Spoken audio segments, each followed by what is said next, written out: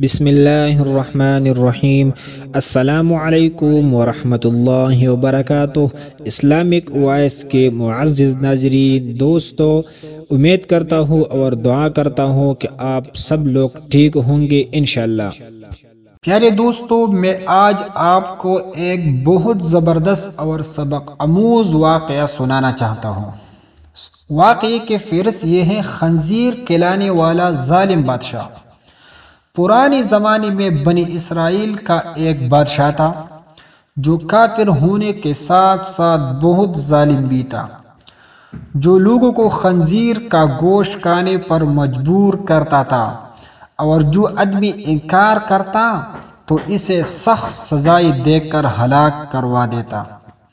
پھر اس زمانے کے سب سے بڑے عابد کو بادشاہ کے پاس لایا گیا۔ لوگ اس عابد کے مرتبے اور فضیلت سے آگاہ تھے۔ لوگ نہیں چاہتے تھے کہ اس عابد بزرگ کو بادشاہ کی طرف سے کوئی تکلیف پہنچے۔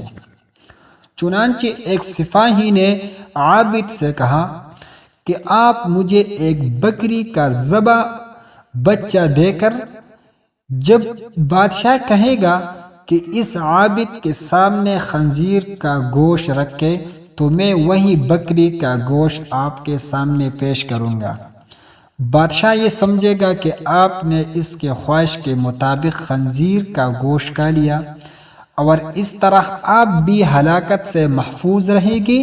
عابد نے بکری کا بچہ ذبح کر کے اس کا گوشت سپاہی کو دے دیا۔ جب عابد کو بادشاہ کے سامنے لایا گیا تو بادشاہ نے حکم دیا کہ خنزیر کا گوشت لایا جائے۔ منصوبے کے مطابق تو اس سپاہی نے بکری کا گوشت عابد کو پیش کیا۔ بادشاہ نے کہا، میرے سامنے خنزیر کا گوشت کھاؤ۔ عابد نے کہا، میں ہرگز نہ کھاؤں گا۔ یہ سن کر سپاہی نے اشارے سے بتایا کہ یہ وہی بکری کا گوشت ہے جو آپ نے دیا تھا، آپ بلا جھجک کھا لیں۔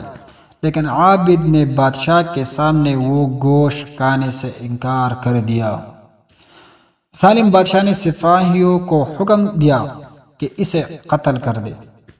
جب عابد قتل کے لیے لے جانے لگے تو وہی سپاہی قریب آیا اور کہا، آپ نے گوشت کیوں نہیں کھایا؟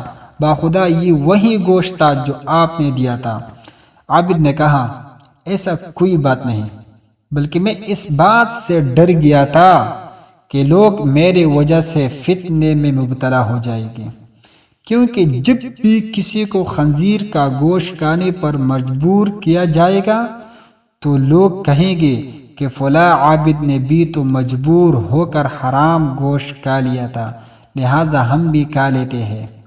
اس طرح لوگ میری وجہ سے بہت بڑے فتنے میں مبتلا ہو جائیں گے، اور میں لوگوں کے لیے فتنہ ہرگز بنانا نہیں چاہتا ہوں۔ یہ کہہ کر وہ عابد خاموش ہو گیا اور جلاد نے اس کا سر تن سے جدا کر دیا۔ لوگوں، یہ ایک زبردست واقعہ ہے، اور اس واقعے سے ہمیں یہ سبق ملتا ہے کہ ہرگز گناہ کے ایجاد نہیں رکھنے چاہیے، گناہ کی بنیاد نہیں رکھنی چاہیے۔ دوستو، میں آپ سے ایک ریکویسٹ کرتا ہوں، اگر آپ نے ابھی تک ہمارا چینل اسلامک وائس کو سبسکرائب نہیں کیا تو پلیز ہمارا چینل اسلامک وائس کو سبسکرائب کریں اور بیل آئیکن پر دبائیں تاکہ ہمارا ہر ویڈیو آپ کے ساتھ بروقت شریک ہو۔ ویڈیو کو لائک کریں اور خوبصورت کمنٹ کریں۔ جزاک اللہ۔